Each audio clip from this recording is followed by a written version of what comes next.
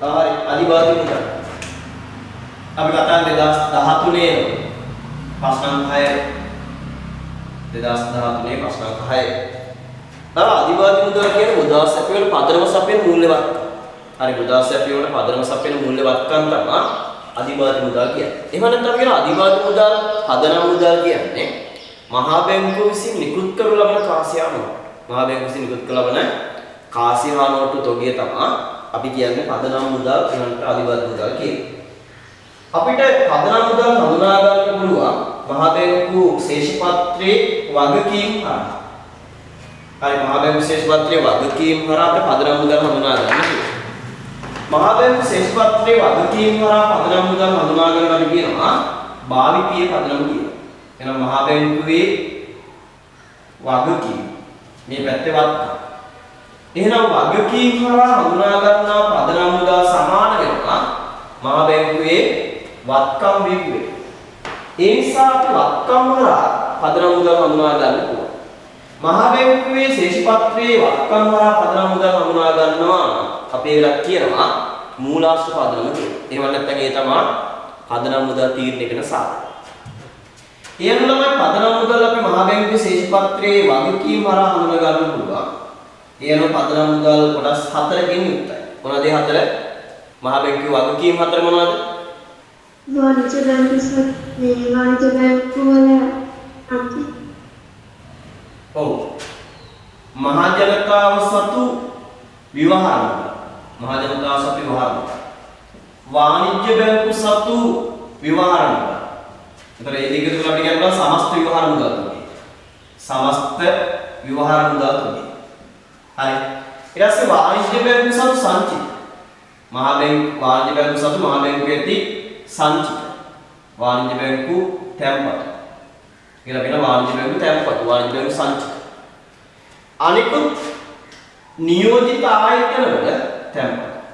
අනිකුත් නියෝජිත ආයතන වල තැන්පත්. දැන් මහා බැංකුවේ වත්කම් ටික මොනවද? මහා බැංකුවේ වත්කම් හතරක් කියලා මොනවද? वाणिज्य बैंक වලට දුන්න ණය වාණිජ්‍ය බැංකුවට දුන්න ණය. වාණිජ්‍ය බැංකුවට දුන් ණය. ඊට පස්සේ රජයට සැපයූ සුද්ධ ණය. ඊට පස්සේ සුද්ධ විදේශ වත්කම්.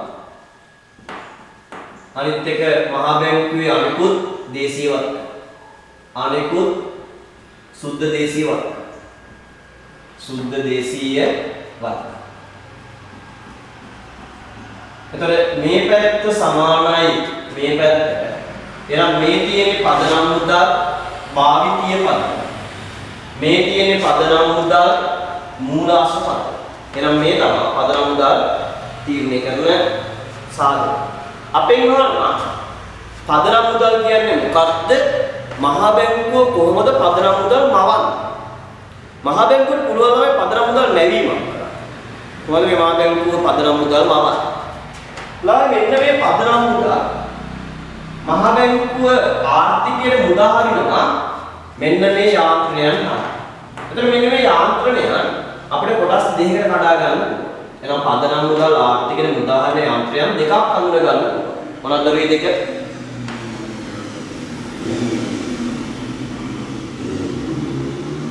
නෑනවයි පදනම් මුදල් මේවා ආර්ථිකයට මුදා හරින විදිහේ මහා ජනතාව සතු විවහාර මුදල් වාණිජ්‍ය බැංකු සතු විවහාර මුදල් ඒ කියන්නේ සරල කියන මහා බැංකුව විසින් අච්චු ගහන කාසිය හා නෝට්ටු ටික ආර්ථිකයට මුදා හරින ක්‍රමවේදයක්. අපි කියන්නේ මහා බැංකුව විසින් අච්චු ගහලා නිකුත් කරන කාසිය හා නෝට්ටු තොගයට තමයි කියන්නේ පදනම් මුදල් කියන්නේ. අධිබාධි මුදල් කියන්නේ.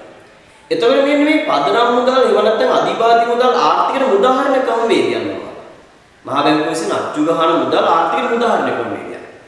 ඒ ක්‍රමවේදයෙන් තමයි මේ වත්කම් හරහා පෙන්නන්නේ. වත්කම් හරහා පෙන්වන්නේ ක්‍රමවේදය. එහෙනම් ආර්ථිකයේ පදනම් මුදල් උදාහරණ යාන්ත්‍රණයන් දෙකක් තියෙනවා. එකක් දේශීය සුද්ධ වත්කම් අත්පත් කරගෙන. අනිත් එක විදේශීය සුද්ධ වත්කම් අත්පත් කරගෙන. දේශීය සුද්ධ වත්කම් විදිහට අත්පත් කරගන්න පුළුවන් වාණිජ්‍ය බැංකුවට ණය දෙන්න. එතකොට වාණිජ්‍ය බැංකුවට ණය දෙද්දී හරි වාණිජ්‍ය බැංකුවට ණය දෙද්දී මහා බැංකුව මුදල් අච්චු ගහලා වාණිජ්‍ය බැංකුව ණය දීමක් වෙනවා. එතකොට පදනම් මුදල් ආර්ථිකේ වැඩි වෙනවා. ඊට පස්සේ රජයට ණය සැලකෙනවා. එතකොට දේශීය සුද්ධවත්කම් වෙනවා වාණිජ්‍ය බැංකුවට ණය දීම, රජයට සැපයූ සුද්ධ ණය, අනෙකුත් සුද්ධ දේශීය වත්කම්. සුද්ධ දේශීය වත්කම්. ඊට පස්සේ විදේශ සුද්ධවත්කම් වෙන්නේ. හරි මේ දේ විදේශ සුද්ධ වත්කම්. එහෙනම් මේවා කරා කොහොමද පදනම් මුදල් නිර්මාණය වෙන්නේ? මේ බලන්න. රජයට ණය සපයන. තමයි රජයට ණය සපයද්දි වෙන්නේ. හරි. මහා බැංකුවේ තියෙන මුදල් එනතම් මහා බැංකුවේ ආරක්ෂිත සේප්පු වල තියෙන කාසිය හා නෝට්ටු ආර්ථිකයට අනේක වෙන්නේ. ආර්ථිකීය ජනතාවගේ මුදල් බවට පත් වෙනවා. සුද්ධ විදේශ වත්කම් අත්පත් කරගෙන ඒදි විනිමය වුමාරුවක් තියෙනවා. එතන විදේශ විනිමය රට ඇතුලේ ගලාගෙන එද්දී ඒ ගලාගෙන එන මුදල් මේ වනිකන් ඩොලර් 500ක් රට ඇතුලේ ගලාගෙන ආවා කියන්නේ. ඩොලර් 500ක් රට ඇතුලේ ගලාගෙන එද්දී අපිට සිද්ධ වෙනවා මේ ඩොලර් 500ට කාසියා නෝට්ටු නිකුත් කරා. හරි ඩොලර් 500ක් රට ඇතුලේ ගලාගෙන එද්දී ඒකට ගැලපෙන කාසියා නෝට්ටු 200 ගානක් තිබ්බා. අපිට සිද්ධ වෙනවා රුපියල් 10,000ක කාසියා නෝට්ටු ආර්ථිකයෙන් නිකුත් කරා. ඒ තුල මහා බැංකුවේ පදනම් මුදල් තොගය වැඩි වෙනවා. එහෙනම් ඒ තුලින් මහා බැංකුවට පදනම් මුදල් මෙවීමේ හැකියාවක් තියෙනවා. ටක් ගාලා ලියාගන්න උත්තර. කිසියම් රටක සමස්ත මුදල් සැපයීමේ පදනම ලෙස කිසියම් රටක සමස්ත මුදල් සැපයීමේ පදනම ලෙස කිසියම් රටක සමස්ත මුදල් සැපයීමේ පදනම ලෙස සැලකෙන මූල්‍ය වත්කම් කිසියම් රටක සමස්ත මුදල් සැපයීමේ පදනම ලෙස සැලකෙන මූල්‍ය වත්කම් අධිබාධි මුදල් ලෙස හඳුන්වයි. අධිබාධි මුදල් ලෙස හඳුන්වයි. අධිබලති මුදල් ලෙස හඳුන්වයි.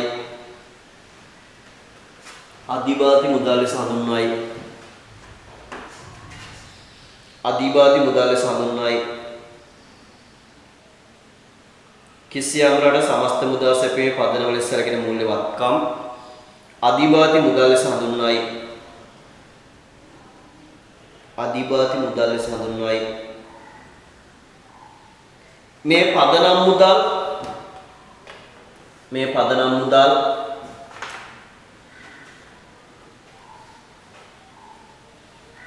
මේ පදනම් මුදල් මේ පදනම් මුදල්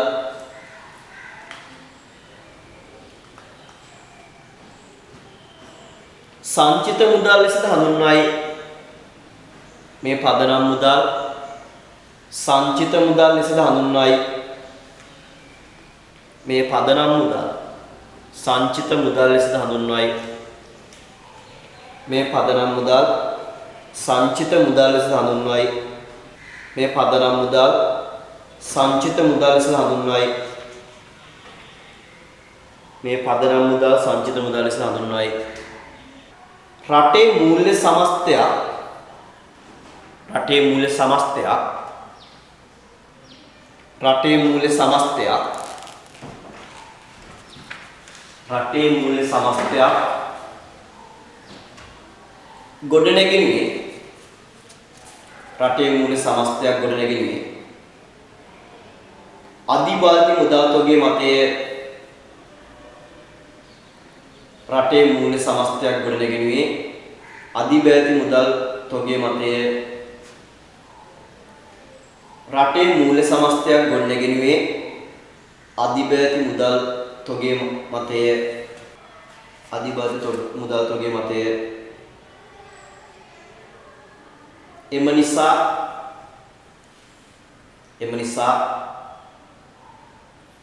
ඒ රටක මුදල්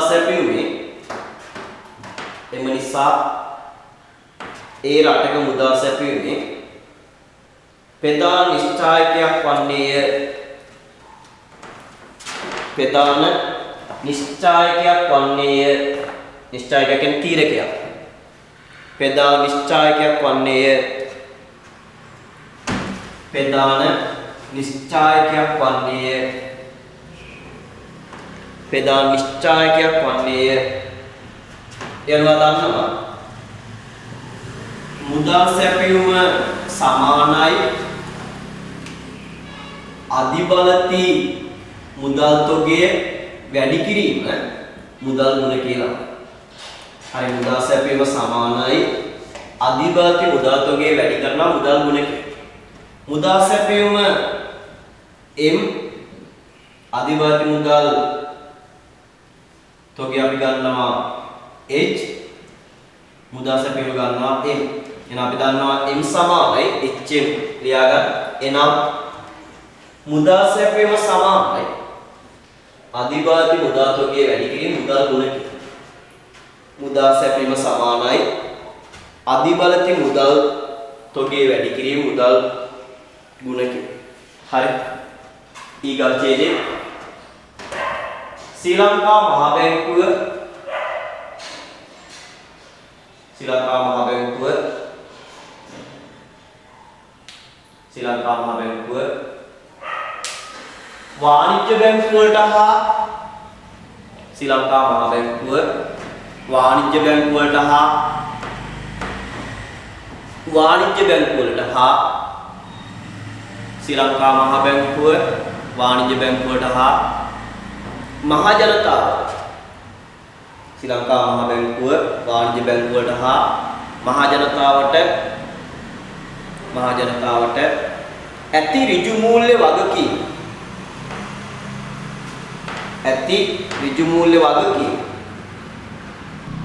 ඇති ඍජු මූල්‍ය වගකීම් වලින් දැක්වෙනුයේ පදනම් මුදල් වේ. ඇති ඍජු මූල්‍ය වගකීම් වලින් දැක්වෙනුයේ පදනම් මුදල් වේ. ඇති ඍජු මූල්‍ය වගකීම් වලින් දැක්වෙනුයේ පදනම් මුදල් වේ. ඊගා ඡේදයේ එනම් කිසියම් රටක අධිබලති මුදල්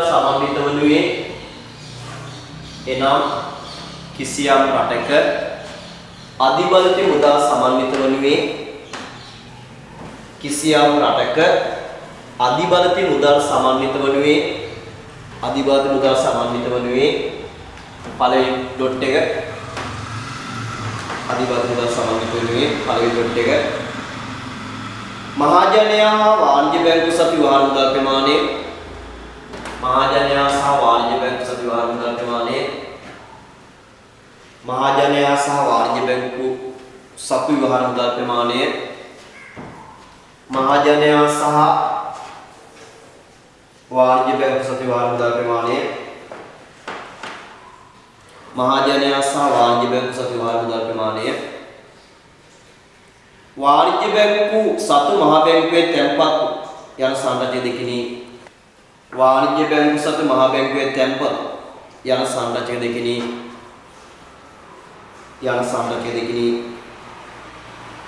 හරි. ඊගා ඡේදයේ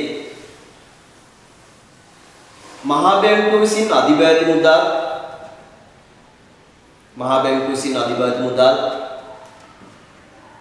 ආර්ථිකයට මුදායන යාන්ත්‍රණය දෙකක් පවතී. මහ බැංකුව විසින් අධිබලති මුදල් ආර්ථිකයට මුදායන යාන්ත්‍රණයන් දෙකක් පවතී. මහ බැංකුව විසින් අධිබලති මුදල් ආර්ථිකයට මුදායන යාන්ත්‍රණයන් දෙකක් පවතී. 1. මහ බැංකුව විසින් රජයට හා වාණිජ්‍ය බැංකුවලට මහ බැංකුව විසින් රජයට හා වාණිජ්‍ය බැංකුවලට ණය සැපීම ඔස්සේ මහ බැංකුව විසින් රජයට හා වාණිජ්‍ය බැංකුවලට ණය සැපීම ඔස්සේ මහ බැංකුව විසින් රජයට හා වාණිජ්‍ය බැංකුවලට ණය සැපීම ඔස්සේ දේශීය මූල්‍යවත්කම් අත්පත් කර ගැනීම දේශීය මූල්‍යවත්කම් අත්පත් කර ගැනීම. දේශීය මූල්‍යවත්කම් අත්පත් කර ගැනීම. දේශීය මූල්‍යවත්කම් අත්පත් කර ගැනීම. ඒ යටතේ ලියා ගන්නම කොහොමද ඒ හරහා ණය වෙන්නේ කියන එක අධිබාධ මුදල් මහ බැංකුවේ වැඩි වෙන්නේ කියන එක පැහැදිලි කරනවා. ඒ යටතේ රාජ්‍ය මහ බැංකුවෙන් ණය ලබා ගන්නා විට රාජ්‍ය මහ බැංකුවෙන් ණය ලබා ගන්නා විට රාජ්‍ය මහ බැංකුවෙන් ණය ලබා ගන්නා විට රාජ්‍ය මහ බැංකුවෙන් ණය ලබා ගන්නා විට රාජ්‍ය මහ බැංකුවෙන් ණය ලබා ගන්නා විට විවහාර මුදල්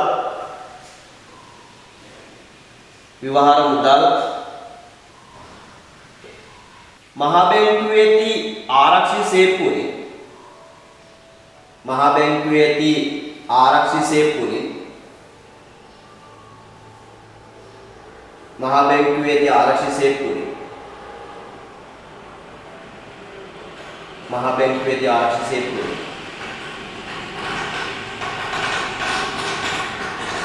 මහ බැංකුවේදී ආරක්ෂිත සේප්පුවලින් රාජ්‍ය කරා ඇදී යයි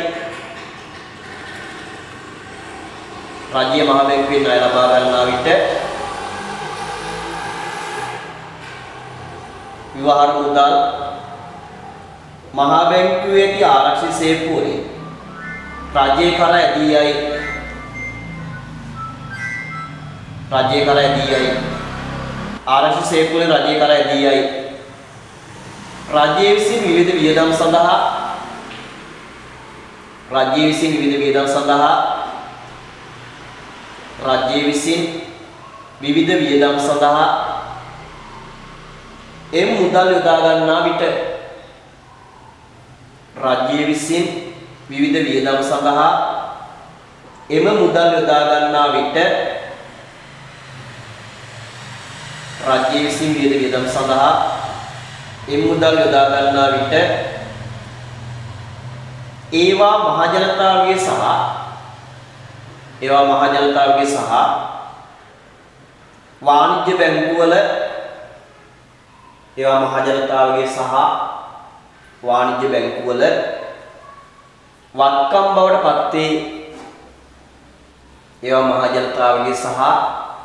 සහ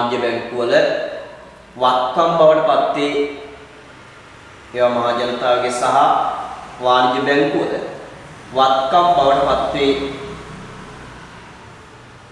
වත්කම් බවට පත් වේ ඊට පස්සේ ඊගා ඡේදය කියන්නේ පදනම් මුදල් උදාහරණ දෙවෙනි ආන්තරය 2 අධිබාධ මුදල් ආර්ථික උදාහරණ දෙවෙනි ආන්තරය 2 මහ බැංකුව විසින් රාජ්‍ය සහ වාණිජ්‍ය බැංකුව වලින් විදේශ විනිමය මිලදී ගැනීම මහ බැංකුව විසින් රාජ්‍ය සහ වාණිජ්‍ය බැංකුව වලින් විදේශ විනිමය මිලදී ගැනීම මහ බැංකුව විසින් රාජ්‍ය සහ වාණිජ්‍ය බැංකුව වලින් විදේශ විනිමය මිලදී ගැනීම හරි ඒ යටතේ කොහොමද පදනම් මුදල් වැඩි වෙන්නේ කියලා අපි කතා කරමු මහ ජනතාව ගාව තියෙන විවහාර මුදල් වාණිජ්‍ය බැංකුව ගාව තියෙන විවහාර මුදල් වැඩි වෙලා පදනම් මුදල් වැඩි වෙන්නේ කොහොමද කියලා කතා කරමු ලියන්නේ ගාව ඡේදේ රාජ්‍ය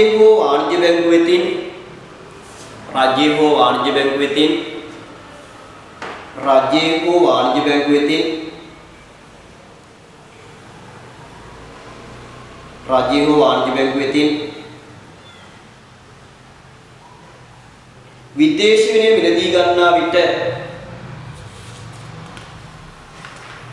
විදේශ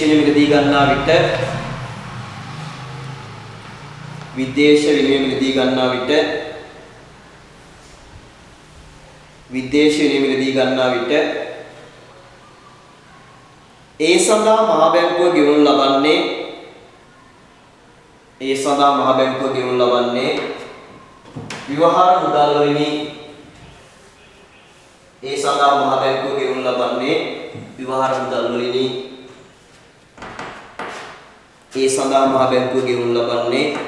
විවහාර මුදල් වලිනි එවිට ආර්ථිකයේ අධිබාධ මුදල් තොගයේ ප්‍රසාරණය වේ එවිට ආර්ථිකයේ අධිබලති මුදල් තොගයේ ප්‍රසාරණය වේ. එවිට ආර්ථිකයේ අධිබලති මුදල් තොගයේ කියන්නේ වහල් මුදල් තොගයේ ප්‍රසාරණය වේ. අධිබලති මුදල් තොගයේ ප්‍රසාරණය වේ. හරි. මම මේ උත්සාහ කරන්නේ 13 වසරට අදාළ ප්‍රශ්න තුනේ මාකින් ටික හදලා දෙන්න. හරි ඒකට තනි ප්‍රශ්නේ හදාගෙන අපි මාකින් ටික හදාගන්න. ගොඩක් අය ගොඩක් තැන්වලදී ෆේල් වෙන දෙයක් තමයි 13 වසරේ ප්‍රශ්නවලට උත්තර ලියාගන්න. උත්තර ලියාගන්න බැරි ප්‍රශ්නේ. ඒතරයි ප්‍රශ්න 3ක් හදාගන්න ඕන. මෙතන 3ක් හදාගන්න ඕන. ප්‍රශ්න 6යි ප්‍රශ්න 5ක් උත්තරේ විදියට අපි පේපරේ ලියලා එනවා. ඒතර මෙතන 3 හදාගන්න අපි මේ විදියට ප්‍රශ්න ටිකක් කරලා හදාගමු. මම මේ රිවිෂන් එකක් පස්සේ කතා කරනවා. රිවිෂන් එකට එන්න කලින් හරි විශේෂයෙන්ම රෑන්ක් වලට යනවා.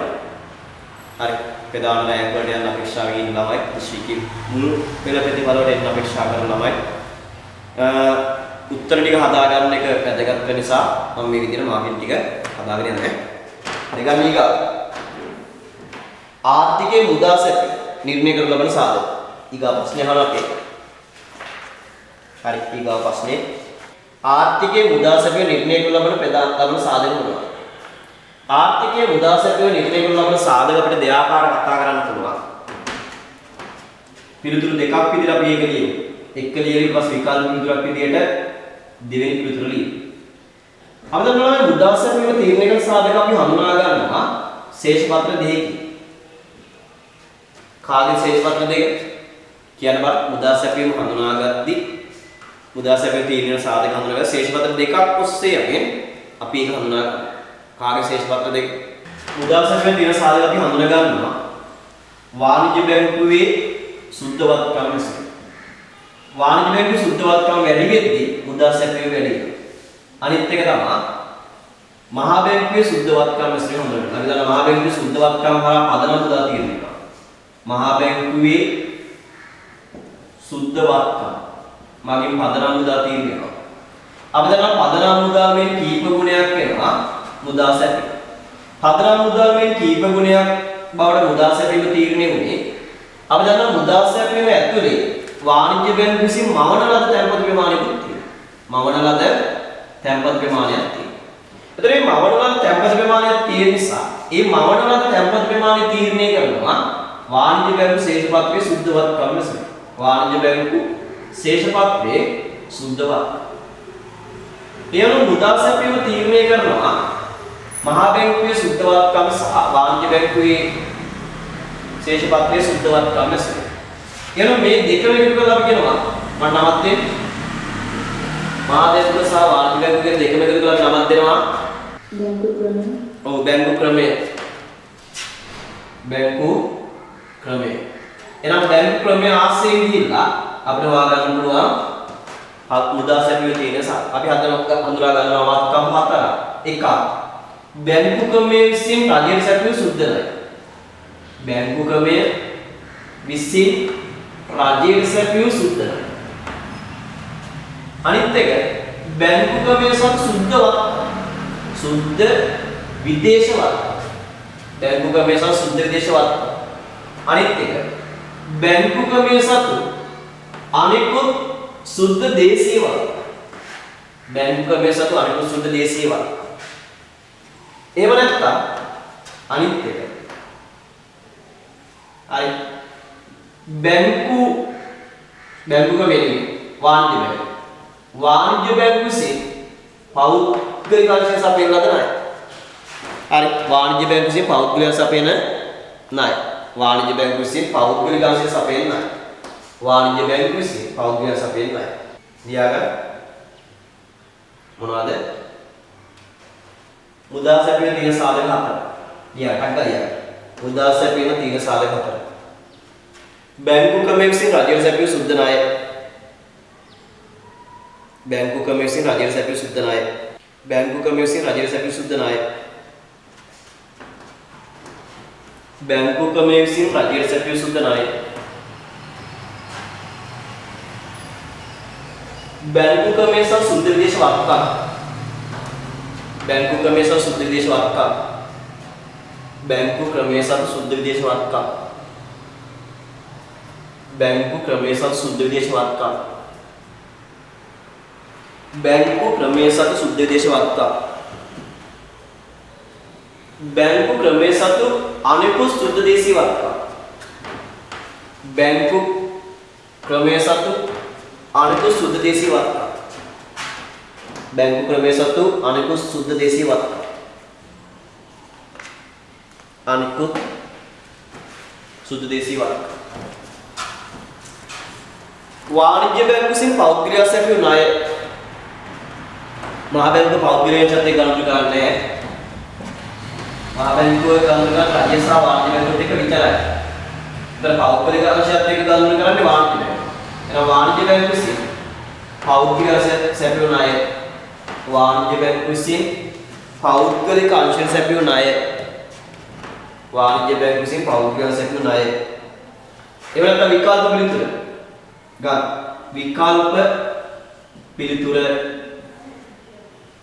අපි දන්නවා මුදා සැපයීම කියන්නේ මුදා සැපයීම සමානයි අධිබලති මුදල් වැඩි කිරීම මුදල් ගුණයට.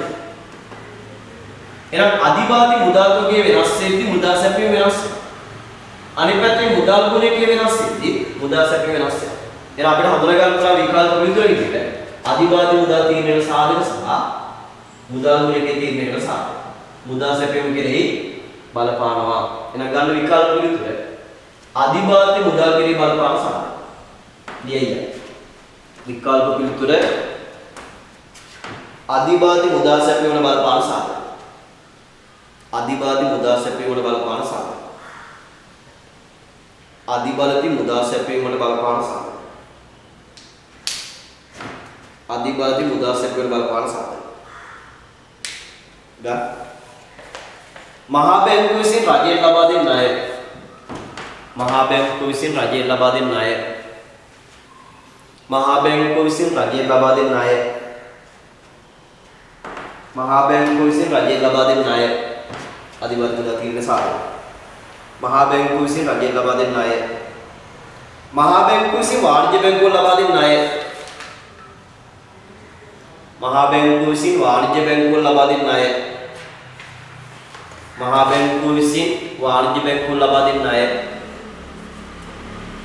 මහා බැංකුව විසින් වාණිජ්‍ය බැංකුව ලබා දෙන ණය මහා බැංකුව විසින් වාණිජ්‍ය බැංකුව ලබා දෙන ණය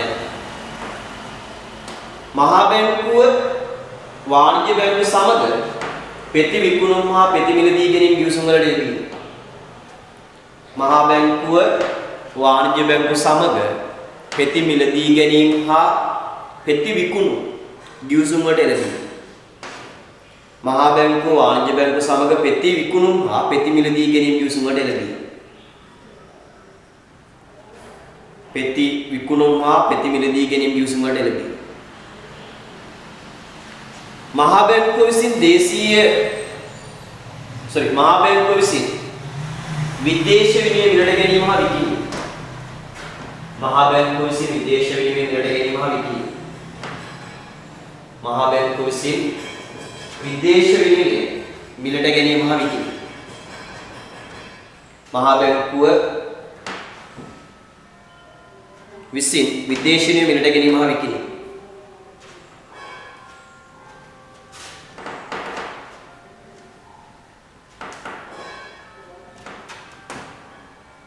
ඊට පස්සේ මහා බැංකුවේ වෙනත් වත්කම් වෙනස් වේ. මහා බැංකුවේ වෙනත් වත්කම් වෙනස් වේ. මහා බැංකුවේ වෙනත් වත්කම් වෙනස් වේ. මහා බැංකුවේ වෙනත් වත්කම් වෙනස් වේ. මහා බැංකුවේ වෙනත් වත්කම් වෙනස් වේ. ඊට පස්සේ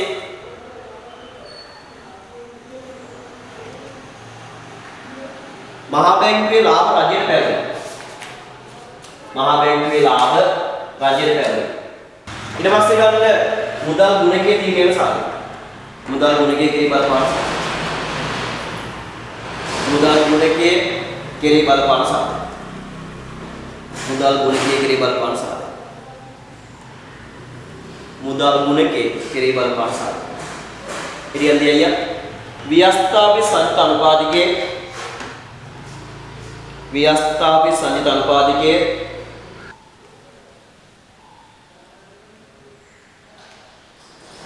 අධිසංචිත ප්‍රමාණය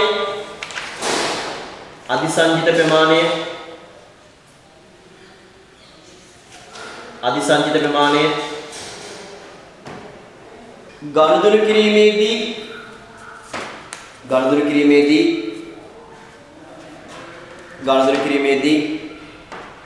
විවහාර මුදල් හෝ බැංකු මුදල් භාවිතා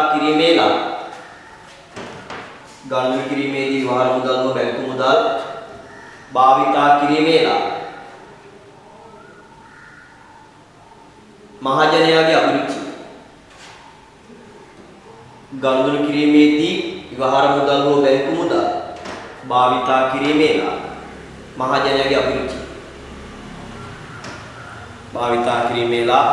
මහජනයාගේ අභිරුචි වරහන් ඇතුලේ එනම්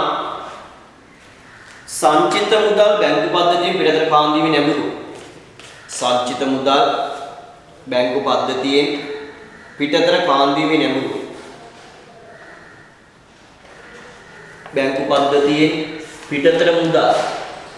කාන්දීමේ නැඹුරු ඊගා ප්‍රශ්නේ තෝරන කරලා යන්න.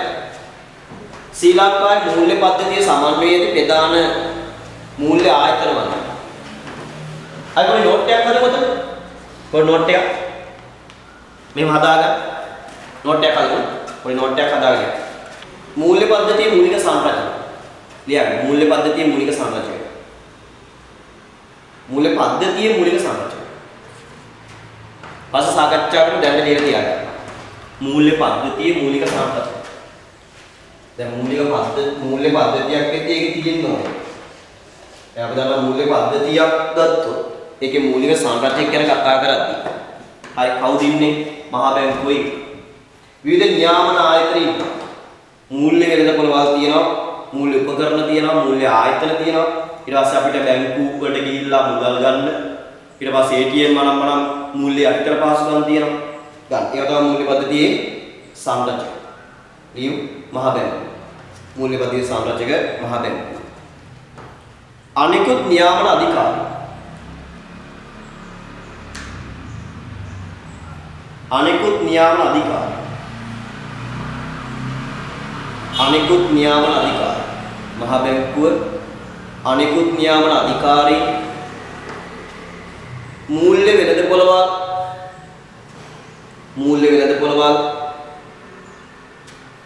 වෙළඳපොළවල් උතර කොටස් වෙළඳපොළවල් භාණ්ඩාගාර බිල්පත් බැඳුම් කර වෙළඳපොළවල් ඇතුළත් වෙන මූල්‍ය වෙළඳපොළවල්.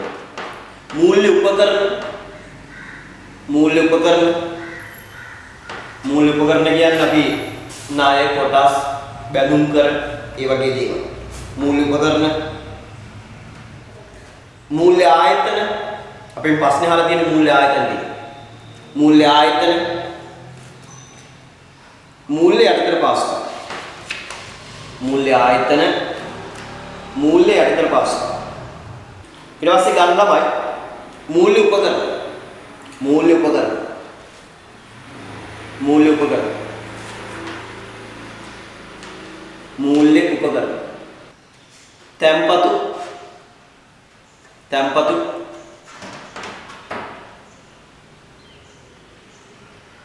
තැන්පතු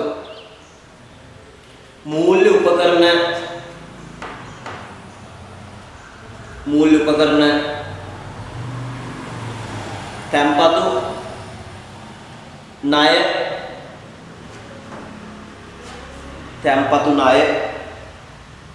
භාණ්ඩාගාර බිල්පත් සහ බැඳුම් කර භාණ්ඩාගාර බිල්පත් සහ බැඳුම් කර භාණ්ඩාගාර බිල්පත් සහ බැඳුම් කර භාණ්ඩාගාර බිල්පත් සහ බැඳුම් කර භාණ්ඩාගාර බිල්පත් සහ බැඳුම් කර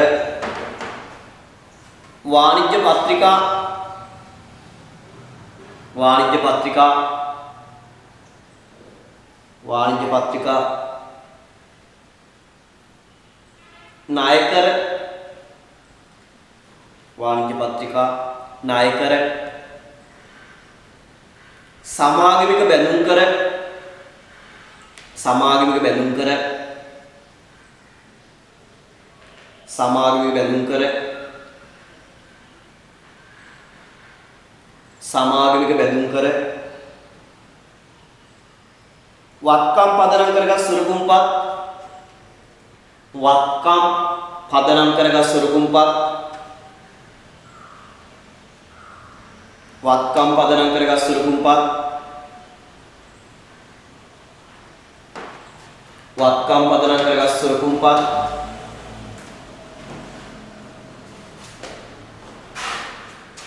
කල්බදු සහ කුලී පිට ගැනුම් කල්බදු සහ කුලී පිට ගැනුම් කල්බදු සහ කුලී පිට ගැනුම් කල්බදු සහ කුලී පිට ගැනුම්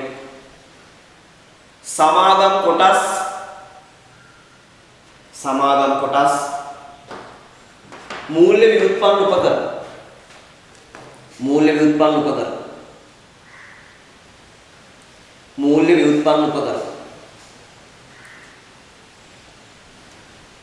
මූල්‍ය ව්‍යුත්පන්න උපකරණ හරියට පස්සේ අපි යන අපේ ප්‍රශ්නෙට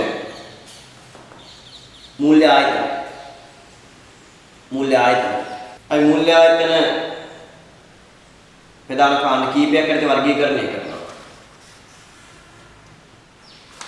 මෙහෙම ලියමු මූල්‍ය ආයතන ව්‍යුහයේ ප්‍රධාන වශයෙන් කොටස් හතරකින් සමන්විත වේ මූල්‍ය ආයතන ව්‍යුහයේ ප්‍රධාන වශයෙන්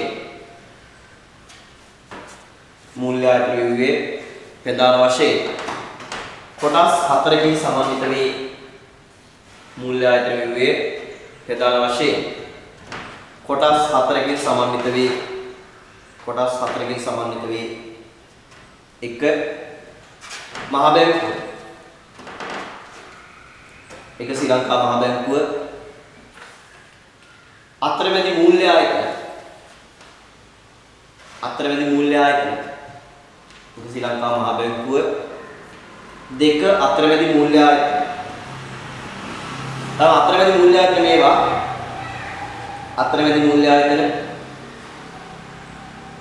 අතරමැදි මූල්‍ය ආයතන මේවා ලියාගන්න අතරමැදි මූල්‍ය ආයතන ටික බලපත්‍රාගේ වාණිජ්‍ය බැංකුව බලපත්‍රාගේ වාණිජ්‍ය බැංකුව බලපත්‍රා විශේෂ බැංකුව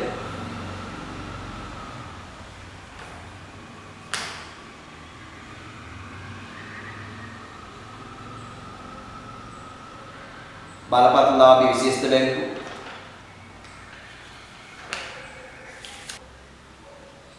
ලියාපදිංචි මූල්‍ය සමාගම තවරන් තියෙනවා ඔය ඇති ලියාපදිංචි මූල්‍ය සමාගම හරි ලියාපදිංචි මූල්‍ය සමාගම ඔන්න තව දෙකක් විතර ලියා ගන්න අර්ථසාධක හා විශ්‍රාම අරමුදල් අර්ථසාධක හා විශ්‍රාම අරමුදල් අර්ථසාධක හා විශ්‍රාම අරමුදල්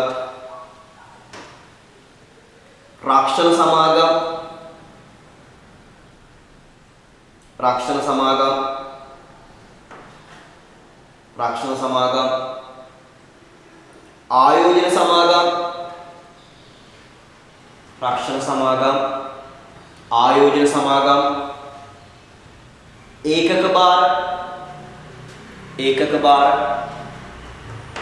ඒකක භාර කල්බදු මූල්‍යකරණ සමාගම් කල්බදු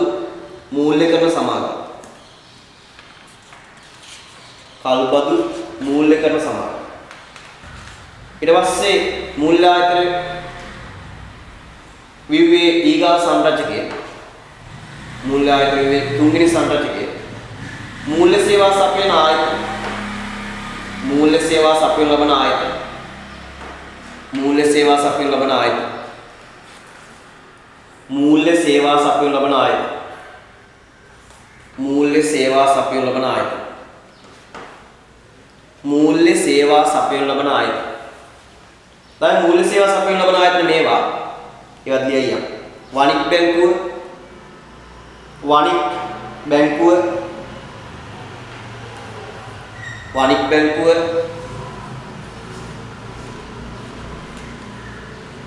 අරමුදල් කළමනාකරණ ආයතන අරමුදල් කළමනාකරණ ආයතන